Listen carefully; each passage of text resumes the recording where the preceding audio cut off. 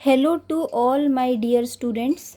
आज हम class 9th संख्या पद्धति का एक्सरसाइज नंबर 1.3 करेंगे। पहला प्रश्न देखिए क्या है। पहला प्रश्न है, निम्नलिखित भिन्नों को दशमलव रूप में व्यक्त करो और बताओ कि प्रत्येक किस प्रकार का दशमलव है। देखिए, हमने आपको पहले वाली वीडियोस में भी दशमलव रूप बताया है। पहले वाली वीडियोस में हमने बताया था कि 3 प्रकार के दशमलव प्रसार होते हैं। सबसे पहला होता है शांत, दूसरा होता है अनवसानी आवर्ती,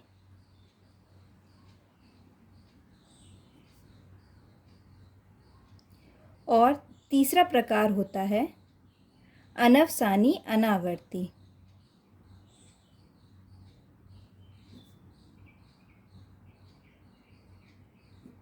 ठीक है। शांत किस प्रकार के दशमलव प्रसार होते हैं? जैसे कि 5/2, यानी कि 5 को अगर आप 2 से भाग देंगे तो जो संख्या आपको मिलेगी वो होगी 2.5, यानी दशमलव के बाद एक संख्या मिली और उस संख्या के बाद यह पूरा भाग चला गया और इसका उत्तर 2.5 आ गया। तो इस प्रकार के जो होते हैं वह होते हैं शांत। दूसरा कौन सा होता है? दूसरा होता है अनवसानी आवर्ती, यानी कि जैसे अगर आप 10 को भाग दें 3 से तो आपके पास जो संख्या आएगी वह कुछ इस प्रकार की होगी, 3.333, बार बार ये रिपीट होता जाएगा।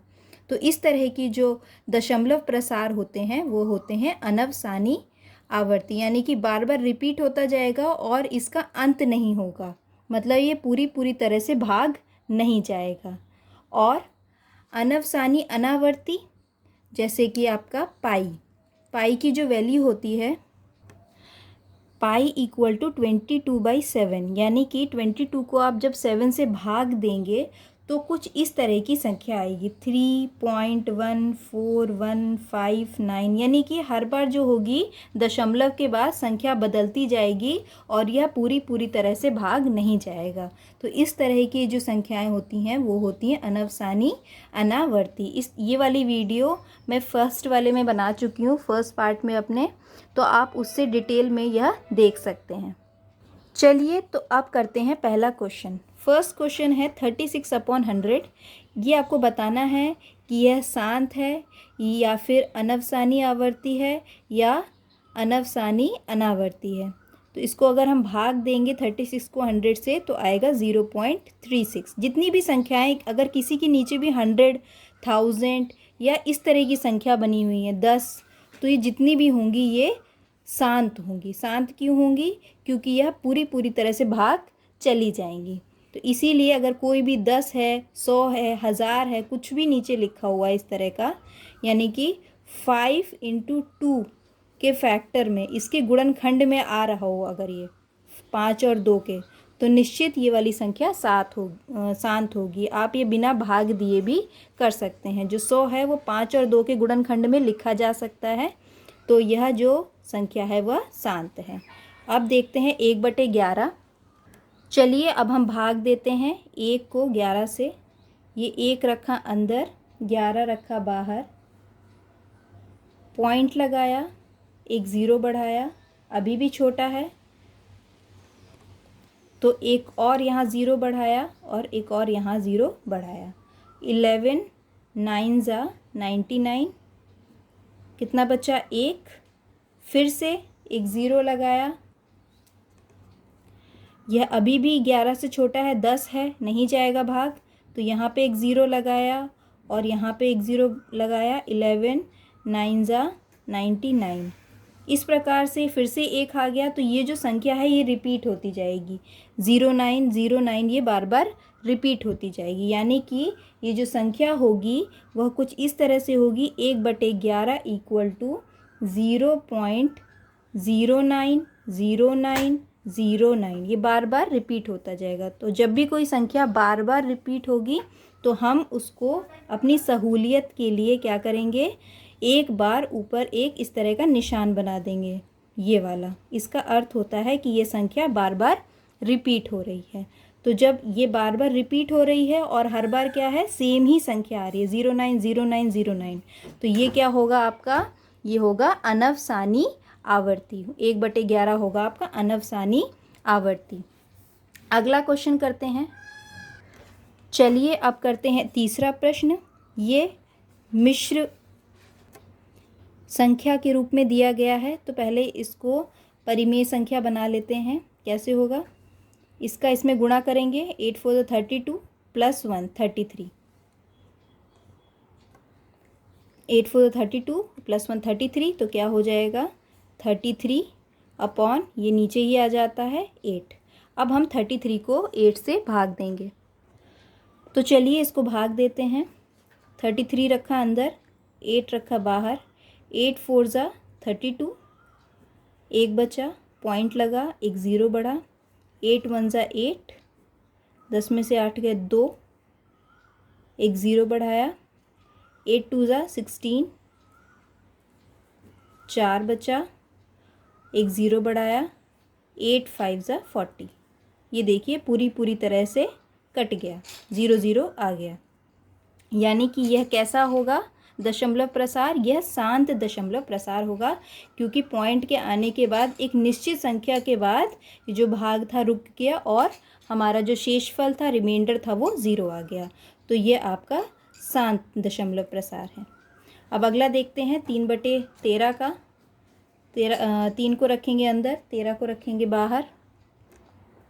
अब ये 3 छोटी संख्या है, तो यहाँ पे लगाएंगे पॉइंट, एक लगाएंगे यहाँ पे 0, 13 2 26, बचा यहाँ पे 4, एक ज़ीरो लगाएंगे, 13 3 39,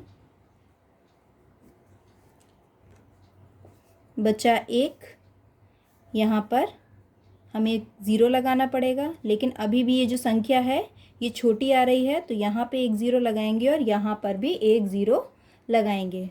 अब 13 7 91, कितना बचा 9। अब फिर से यहाँ पे छोटी आ गई संख्या, तो एक ज़ीरो लगाएंगे,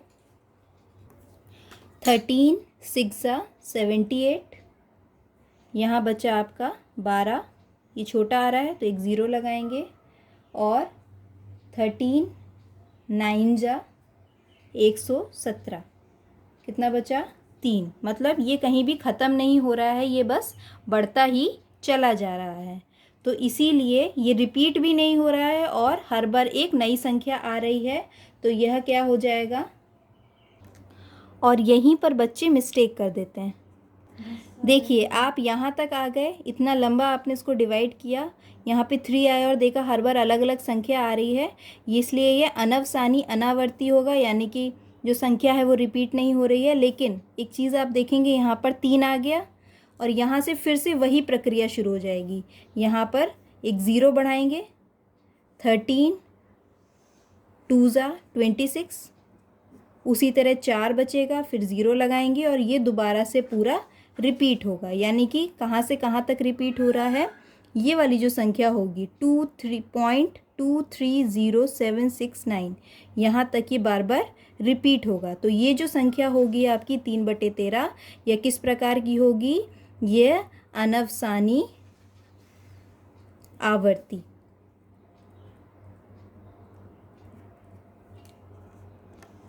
अब बढ़ते हैं अगले क्वेश्चन की ओर। 2/11, 2 को रखा अंदर, 11 को रखा बाहर, पॉइंट लगाया, एक ज़ीरो बढ़ाया, 11 1 11, यहाँ बचा 9, एक ज़ीरो बढ़ाया, 11 8 88, 89 90, 2 बचा, फिर एक ज़ीरो बढ़ाया, 11 1 11, फिर कितना बचा 9 बचा, 0, 11 8 88, यानी कि ये बार बार जो संख्या है वो रिपीट होती जाएगी, 1818 बार बार रिपीट होता जाएगा। तो 2/11 जो होगा वो क्या लिख सकते हैं आप, 0.18 और ऊपर इस तरह एक चिन्ह, यानी कि 1818 बार बार रिपीट हो रहा है। तो ये किस तरह की संख्या होगी, ये होगी अनवसानी आवर्ती।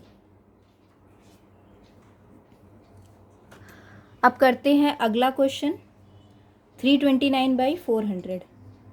इसमें 329 को अंदर रखा, 400 को बाहर रखा। 329 छोटा है 400 से, तो एक पॉइंट लगाएंगे और एक ज़ीरो बढ़ाएंगे। 400 8 जा 3200, यहाँ आपका बचा 90। एक और ज़ीरो बढ़ाएंगे, 4 2 जा 400 2 जा 800 हो जाएगा। यहाँ पे आपका बचा 100 छोटा हो गया तो फिर से एक ज़ीरो बढ़ाएंगे। 400 2 जा 800, कितना बचा 200 बचा। एक ज़ीरो और बढ़ाएंगे, 400 5 जा 2000। ये आपका पूरा पूरा कट गया। तो ये जो संख्या होगी एक निश्चित संख्या आ गई पॉइंट के बाद, यानी कि 329/400 इक्वल टू हो गया 0.8225। ये किस तरह का जो दशमलव प्रसार हो जाएगा, यह शांत दशमलव प्रसार हो जाएगा, क्योंकि यहाँ पे पॉइंट